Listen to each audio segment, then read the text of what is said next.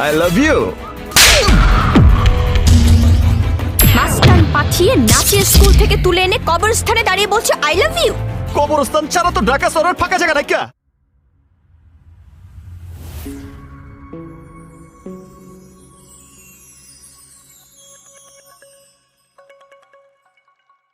বুবলিকে আর চাইছেন না সাকিব খান, কিন্তু কেন চাইছেন না তা জানাবো এই ভিডিওতে বিস্তারিত। এর আগে একটি লাইক দিয়ে ভিডিওটি না টেনে শেষ পর্যন্ত দেখার অনুরোধ রইল। দেশ সেরা চিত্রনায়ক সাকিব খান বর্তমান জনপ্রিয়তার শীর্ষে তার অবস্থান।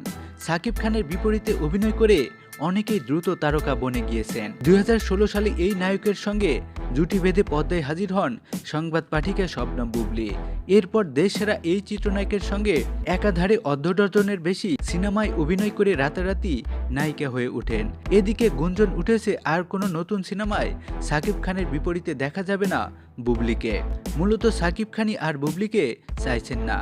বিষয়টি নিশ্চিত করে বিশ্বস্ত একটি সূত্রে জানান, সাকিব খানের সিনেমায় বুবলিকে নিতে সাকিব খান নিজেই আপত্তি জানিয়েছেন।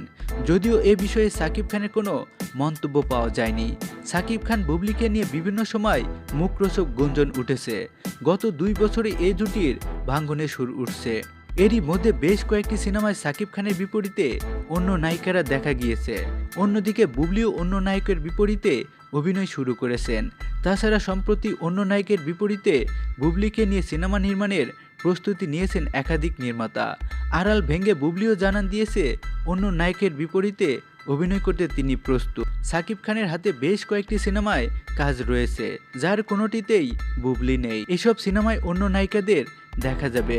সূত্রটি আরও জানান, সাকিব খান নতুন ও বর্তমান সময়ের নায়িকাদের নিয়ে কাজ করতে আগ্রহী। আপাতত বুবলিকে নিচ্ছেন না, কিন্তু কেন নিচ্ছেন না সেই বিষয়ে পরিষ্কার করেননি সাকিব খান। চিত্রনায়িকা বুবলি সাকিব খানের আস্থা রেখে কাজ করে যাচ্ছিলেন। হঠাৎ সেই ভরসা বন্ধনে কিছুটা চির ধরেছে, যার জন্য বুবলি অন্য নায়কের বিপরীতে অভিনয় শুরু করেন বলে গুঞ্জন শোনা যাচ্ছে। বুবলি দীর্ঘদিন অন্তরালে ছিলেন। অভিনয় বিষয়ে শর্ট কোর্স করতে মার্কিন যুক্তরাষ্ট্রে গিয়েছিলেন তিনি। গত বছরের নভেম্বরে দেশে ফিরেছেন তিনি।